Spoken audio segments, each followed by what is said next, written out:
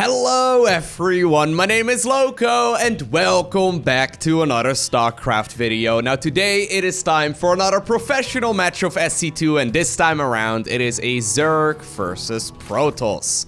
Spawning here in the bottom right hand corner of the map and already sending out a drone really early on to the other side. We are currently looking inside of the main base of Bly, the Ukrainian Zerg player. He does this every once in a while. I was wondering if he was gonna do it in this game as well. Usually he will end up planting down a hatchery, like right over here, or just simply straight up in the natural. We'll see what his plan is, but regardless, his opponent spawning in the opposite corner and playing with the blue Protoss probes. He's from the Netherlands, the greatest country on the planet. Although I might be slightly biased in that regard. He goes by the name of Harstem. So there we have it. Okay, so Bly is indeed gonna plant down a hatchery inside of his opponent's natural. Now here's the thing. On paper, I'm pretty sure you don't really get much of a benefit out of this when you are the Zerg player. I mean, Protoss will be able to shut this down eventually and they should be able to macro up accordingly afterwards. However, what it does do is that it allows Zerg to take complete control of the early game because all of the timings that Harstem may have been planning in this game are completely out of whack.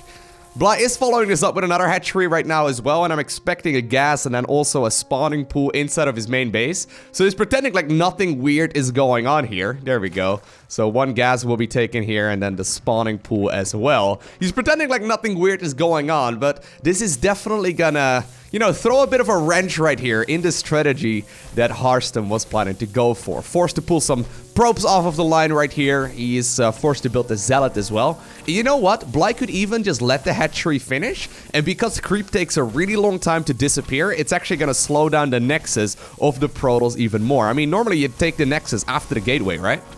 Is he going to let it finish or is he going to cancel? Okay, he's going to he is gonna cancel and then quickly build an evolution chamber in the 3x3 square of creep that is left over if you are quick enough.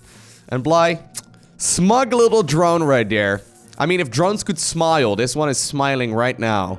It's just simply gonna start looping around the bases and it may very well stay alive for another little while. Now Nexus eventually will be taken, but like the thing is, right, if you're playing Protoss or you're playing SC2 at a higher level, everything is like really tight as far as the build order goes. There's not a lot of deviation. Normally a lot of players, and especially Protoss players, are very dependent on their build order. Right, so if you're forced to, like, look at this drone, it's even gonna scout the Stargate right now as well. If you're forced to completely abandon the build order that you had planned, obviously it's gonna just simply mess up the rest of the game as well. Bly, though, in the meantime, just simply took his third base. He knows that he's going up against that Stargate-based opener, but normally, right, you can expect the first Oracle to be on the Zerg end of the map right around like 350. Oh, looks like there was a bit of a pause, but like 350 to 4 minutes or so, depending on execution. In this particular case, obviously, it's all going to be a little bit messed up, and the timings are going to be just a little bit out of whack. And apparently, that drone is going to continue being a nuisance by building an extractor inside of the opponent's natural right now as well. Alrighty, so Harstem, at this point, he did, luckily for him, do a little bit of scouting. He did send out one of those adepts. Apparently, he even got a kill. That may very well be a drone. No, it was actually just a Zergling. Okay, so the Adept did move across the map. It did confirm the positioning right there, as well as the being of the third hatchery.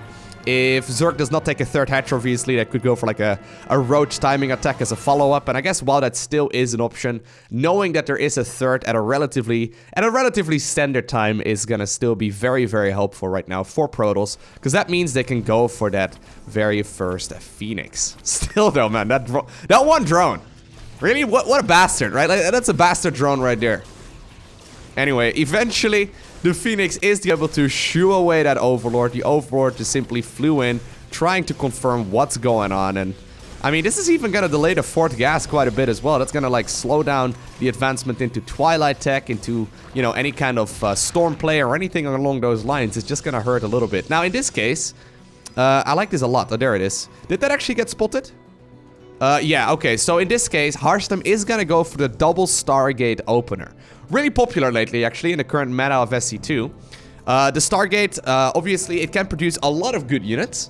It can be very helpful in the late game as well if you already have that second Stargate out. Nice little bit of a depth pickup right here. But usually in this case, it is going to be that mass Phoenix transition. And Phoenixes, they are awfully useful throughout, like, I would say, like, the early to mid game or so for Protoss. Later on, they can even be used as well to, like, lift up any kind of potential lurkers, which is relatively common as well right now in the current meta. But basically, what Protoss is going to try and do is build as many Phoenixes as possible. Because he still has that Oracle out, he's going to be able to take the third here, no problem whatsoever. The one Zealot, actually. Also, still getting some value there. They're so busy microing, like, 2 units. There you go. Get him, Probe. Get him. There you go. That's a mental victory at the very least, but yeah, here's that Oracle still alive. The Oracle very, very helpful in this regard. Love the warp in positioning right there from Harstem as well. But anyways, with this amount of Phoenixes, you can really start picking up a lot of workers. You can start taking control of the map. You can pick up the Overlords as well. And basically, Phoenixes, they are guaranteed to deal damage. Right? You can pretty much always pick up a Queen. You can pretty much always pick up a couple of workers. And since they really are quite beefy, you are basically forcing Zerg to sit back and not really do a whole lot. Obviously, eventually, like, there's a weird dynamic between Phoenixes and Hydras as well.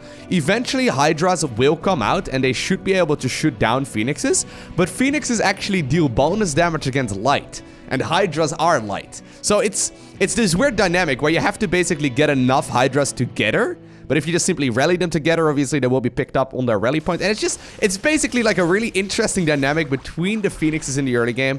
And usually what Zerg players will end up doing is make a couple extra Queens, exactly like Bly is doing here. A couple of Spore Crawlers as well, and he's going to try and just simply shoo these Phoenixes away from the mineral lines. But as you may have already noticed, there's like really not a whole lot of action right now on Bly. I mean, he's got a couple Zerglings out, but Protoss right now is the one that gets to do whatever they please.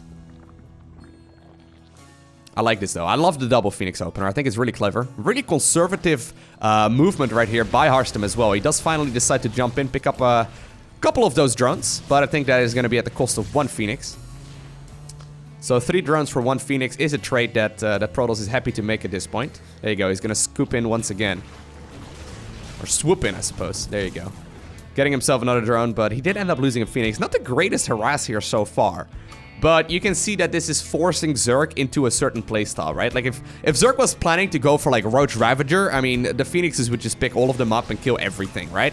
If Zerg was planning to go Mutas, the Phoenixes would already be, you know, be already there to be an absolute nuisance. So you're basically forcing right now Bly to go either Corruptors or to go into what is much more common, the Hydralisk. And that's a unit composition that Protoss does like countering, in particular with the new multiplayer balance patch. The Hydra saw a 10% attack speed nerf, which is very noticeable at this level. So, you know, it does definitely hurt Zerg quite a bit. And now you're forced into that Hydralisk tech, the tech that you really weren't looking for. Alright, so Baneling Nest is gonna come up here as well for Bly. He's now transitioning towards the Grooved Spines upgrade as well. He's gonna be able to get himself at least, you know, a little bit of value out of these Hydras, but he's got a lot of them, right? And Hydras, I mean, there's already the Stormy Boys out, right? Like, the weather forecast right now says that it's gonna be bad weather here. Protoss is gonna be in an excellent spot, as they got to do whatever they please here in the mid-game. Alrighty, so where are we gonna take this right now, if you are Protoss? A couple different options. He could try and go up towards the 4th base. He is deciding to double produce out of robotic facilities, which I really like. Going that Archon Immortal Storm is obviously very, very strong. But Bly decided right here to make a bit of a move. He does not have centrifugal hooks yet, so the Baneling roly-poly upgrade is not going to be done for another little while. Storm is just seconds from finishing here as well, but apparently we do have a Hydralisk timing push right here on our hands. It all comes down to the connections right here on these Banelings. They're hunting for all of those High Templar. Not going to happen here for the time being just yet, but that's a lot of additional Banes coming up right now as well. Good Storms there, zoning away against some of this army, but is there actually enough Protoss right now to deal the damage here? Well, those Storms, man, they are popping Banelings like no tomorrow. Obviously, the Phoenixes still remain as well. A couple of probes there were picked up too. More and more Banelings are going to try and roll forward. Excellent timing right here by Bly, absolutely catching Harstem off guard. Couple more of those probes will take a heavy amount of damage, but I don't know if the damage right here was really that significant. Sure, Harstem did end up losing a lot of his units, but he's still alive. Plus, he's already transitioning towards a 4th Nexus, and he's picking up all of the reinforcing Hydralisk right now as well. Excellent defense there by Harstem. Obviously, he did end up losing a lot of his High Templar.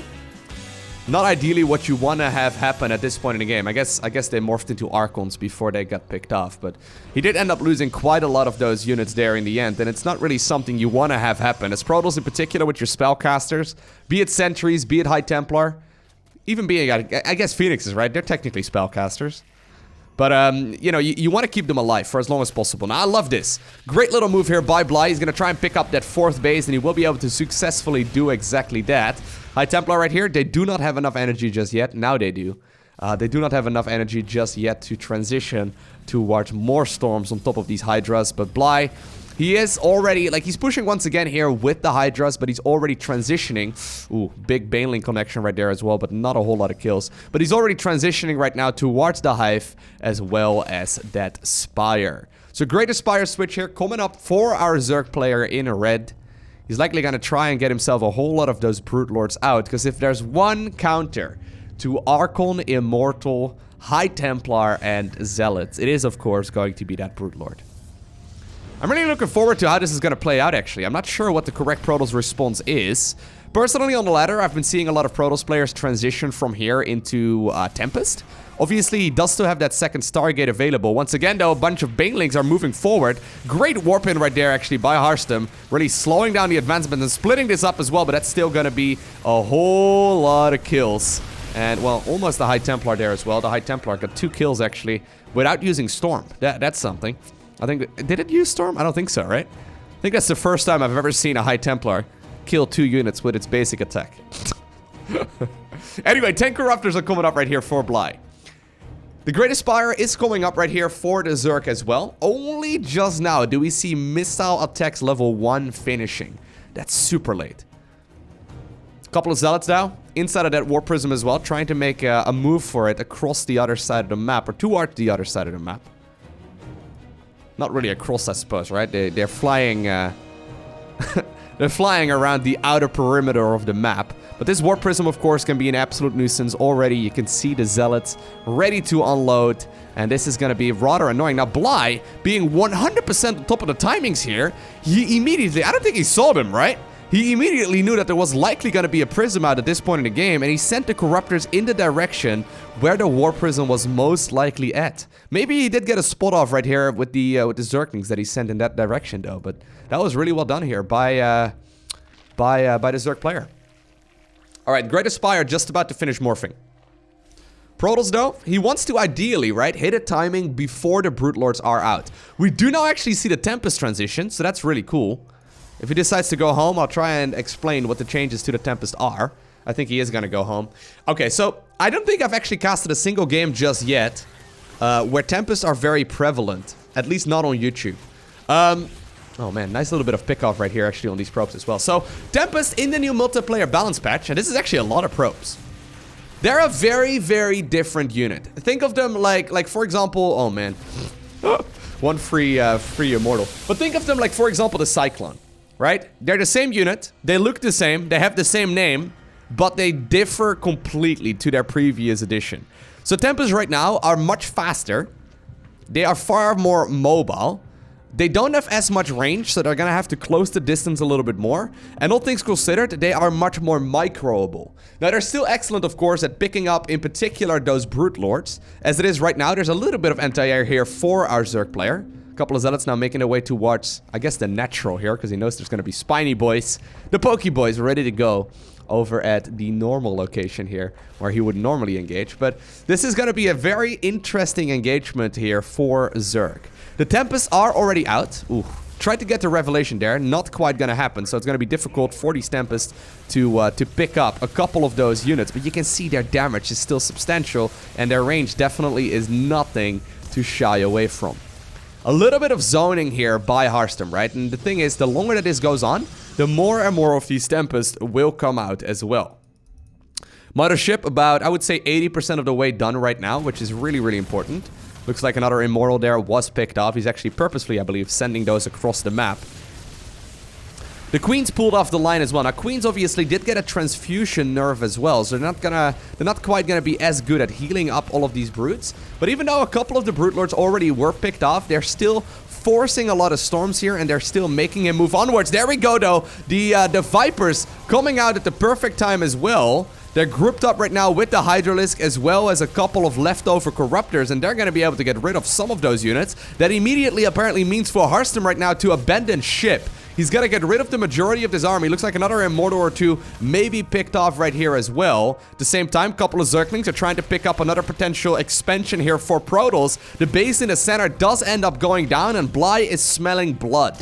He wants to move forward right now. Even got a lot of changelings out to create a bit of a force field to make it difficult for those High Templar and Zealots to get into position. The Storms, however, will get rid of all of those units as well. At the same time, those Zerglings are once again trying to make their way towards that previously already attacked expansion as well. Zerglings still nibbling away at a lot of those drones, but the Tempest count is growing, and the High Templar are still available as well. That mothership up in the air is going to be very, very potent, but not if it gets picked off. Beautiful abductions there by Bly, getting rid of all of those units with relative ease, but he is losing a lot.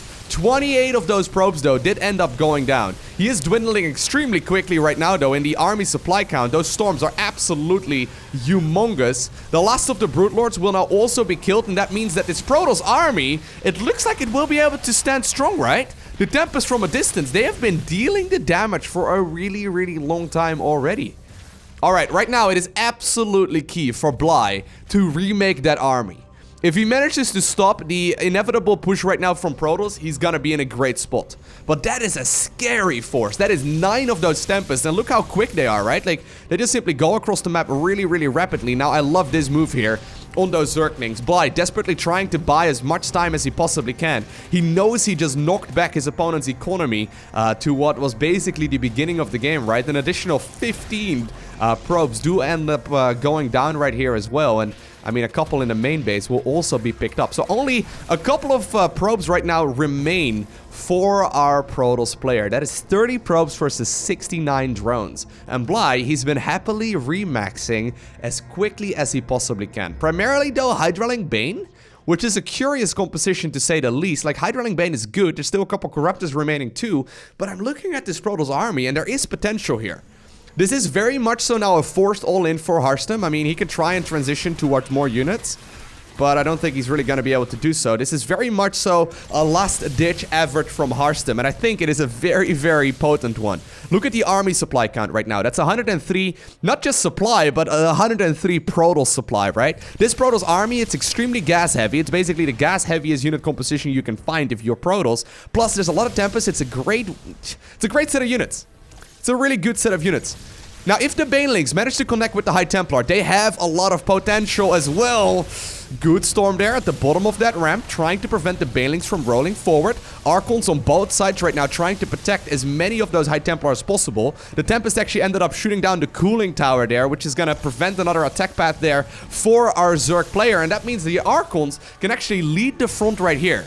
Bly has still been making a lot of units, though. A couple of Banelings once again testing the waters. Not going to happen this time around. Very conservative move here for Harstem.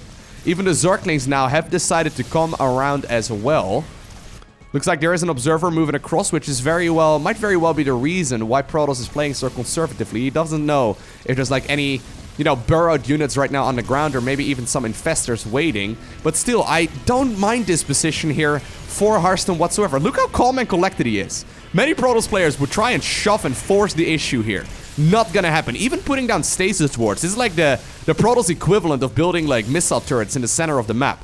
Couple of Zerglings trying to reinforce this army as well from the other side. Once again, couple of Banelings are being picked up every once in a while. Big storms zoning away against that Hydraling Bane army. Harstem, I think he's doing it. He just lost a massive chunk of his force, but I'm looking at the Zerg army and it's just not gonna be good enough to beat this high-end Protoss composition. The Tempest, they are always shooting.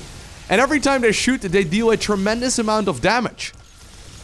Oh man, Zerg is gonna try and roll forward. The High Templar do connect with one of the Banelings. But the Tempest, man, the Tempests are still alive. The Tempests are still alive. It took a while before people figured out how good they truly were, but they definitely have potential.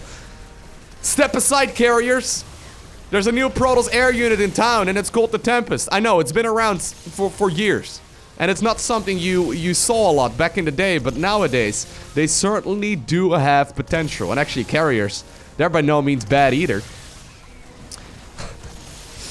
Calm and collected, though, by Harstem. That's really... Is it calm and collected or cool and collected? I'm not even sure.